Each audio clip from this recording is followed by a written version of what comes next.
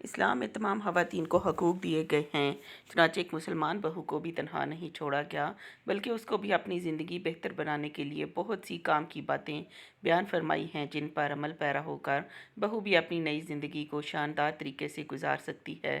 بہو کو چاہیے کہ اپنا دل دوسروں کے لیے صاف رکھے اور سب کا دل سے ادب و احترام کرے، اللہ تعالیٰ سے ہمیشہ اچھا گمان ہی رکھے۔ اگر پھر بھی کوئی اس سے برا کرتا ہے تو اس کا وبال اسی پر ہوگا اور اس کو اپنے کیے کی سزا ملے گی۔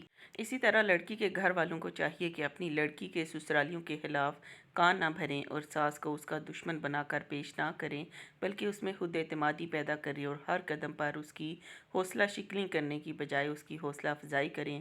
بہو کو چاہیے کہ نئے گھر میں اپنی ذمہ داریاں پوری کرے اور شوہر کو بھی چاہیے کہ وہ بھی اس بات کا خیال رکھے کہ اس کی بیوی پر اس کی وسعت کے مطابق ہی بوجھ ڈالا جائے، کہیں ایسا نہ ہو کہ اس پر ہی پورے گھر کا بوجھ ڈال کر باقی ساری خواتین آرام سے بیٹھی رہیں۔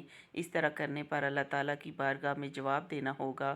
بہو کو چاہیے کہ شوہر، ساس، نند، دیورانی اور جیٹھانی وغیرہ سب کے ساتھ حسن اخلاق کا مظاہرہ کرے، زبان سے کسی کو ایذا نہ پہنچائے۔ اس طرح بہو کو طعن و تشنیع سے بھی بچنا چاہیے، کسی پر غصہ یا بیجا ڈانٹ ڈپٹ سے پرہیز کرنا چاہیے۔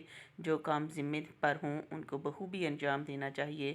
اپنے کاموں کی طرف توجہ مرکوز رکھے، دوسروں کے معاملات سے بے پرواہ ہو جائے اور اپنے معاملات اللہ کے سپرد کر دے، اس سے وہ سکون میں رہے گی۔ بہو بد اخلاقی کا مظاہرہ نہ کرے، اپنے کاموں سے جی نہ چرائے، اپنے معاملات میں سستی کاہلی کا مظاہرہ نہ کرے، کسی کو اپنے اوپر بولنے کا موقع نہ دے، دوسروں کی ٹو میں نہ پڑے۔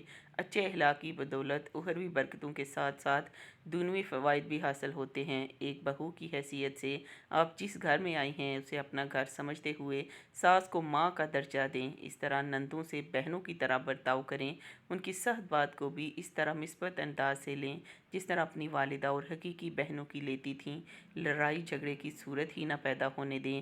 ساس کی خدمت کو اپنی ماں جان کر اپنی ذمہ داریوں میں شامل رکھیے، اس سے نہ صرف اپنائیت کا ماحول پیدا ہوگا بلکہ نئی جگہ آپ کے قدم مضبوط سے مضبوط تر ہوتے جائیں گے۔ اسی طرح گھر کی دیگر خواتین کو بھی چاہیے کہ بہو کا احترام کریں اور اس کے خلاف سازشیں نہ کریں اور نہ ہی بغض اور کینہ رکھیں۔